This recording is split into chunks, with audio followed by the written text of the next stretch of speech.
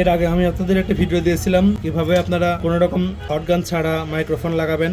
তো আপনারা অনেকেই কমেন্ট করেছিলেন সেই ভিডিওতে যে যেই মাইক্রোফোনগুলোর মানে সাইডে কোনো রকম গ্রাউন্ড নাই, মানে বের করা কোনো গ্রাউন্ড নাই, সেইগুলো কিভাবে আমরা তাতাল দিয়ে লাগাবো।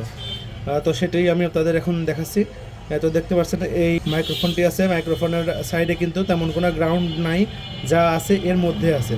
তো আপনারা কি করবেন, এখানে ঘষে নেবেন।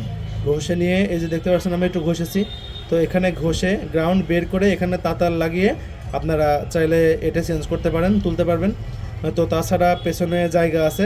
এই যে এইভাবে আপনারা যদি গ্রাউন্ড নাও পান, সেক্ষেত্রে মাইক্রোফোনের উপরে একটু পেস্ট দিবেন।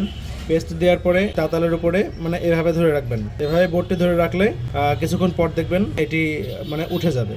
তো এভাবে চাইলে আপনারা মাউথ স্পিকার চেঞ্জ করতে পারেন বা মাইক্রোফোন চেঞ্জ করতে পারেন।